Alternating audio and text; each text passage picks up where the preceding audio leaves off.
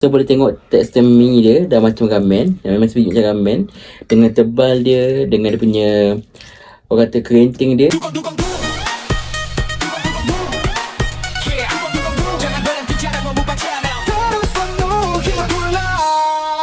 Assalamualaikum. Hi guys, welcome back to Mon Mukbang Channel. Dugu-dugu-dung. So hari ni aku nak makan apa? Hari ni aku nak makan premium collection daripada Indomie, iaitu Kairos. Kairos ni macam ala-ala ramen gitulah. Harga dia dekat beg kuning dalam RM3.90 je. Kau boleh tengok dekat TikTok aku. So tanpa tak masa lagi, jom kita makan Kairos ni yang ala-ala macam ramen tu. So jom kita makan.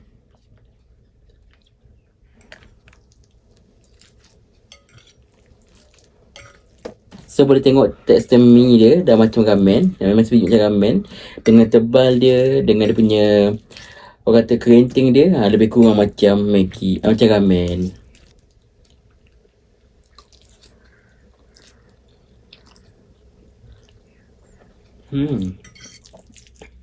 Sedap. Dia memang macam ramen, cuma dia tak pedas sangat.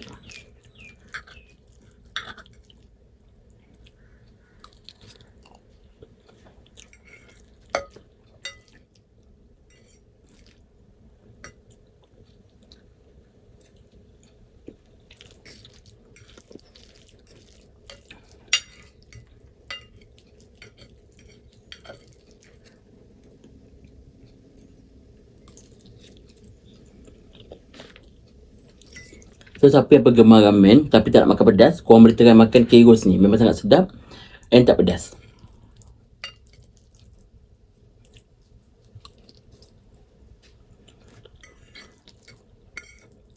So aku nak iklan kejap. Dekat depan mata korang ni ada 5 perisa limited edition daripada Indomie.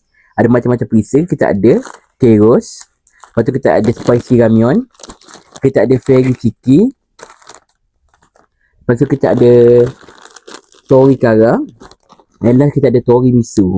Ni dia. Semua ni adalah limited edition. Aku beli kat mana? Aku beli dekat TikTok. Harga dia RM3.90 je. So kalau kau nak beli boleh tekan beg kuning. Cuma benda ni kan limited edition. So kadang-kadang kalau kau pergi kat beg kuning tu dah habis ataupun dah sold out. So kalau kau bertuah je kau boleh beli ke 55 limited edition Indomie ni.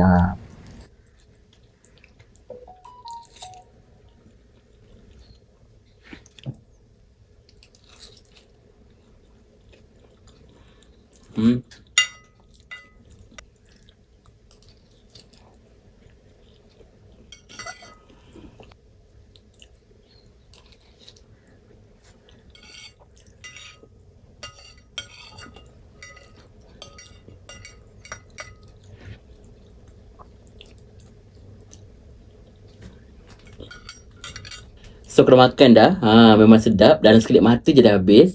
Lepas tu pula aku masak satu, memang tak cukup lah. Memang sangat sedap bagi aku. Kalau daripada 5, aku boleh bagi 4/5. Memang bagi aku sangat sedap. And tak pedas sangat. So kalau korang tak nak makan pedas and nak makan macam ramen, korang boleh lah try makan Kairos daripada Premium Collection Indomie. Memang sangat sedap. Harga dia pun murah, RM3.90 satu paket ni. So kalau korang nak beli, boleh tengok dekat TikTok aku. So aku akan sediakan beg kuning lah.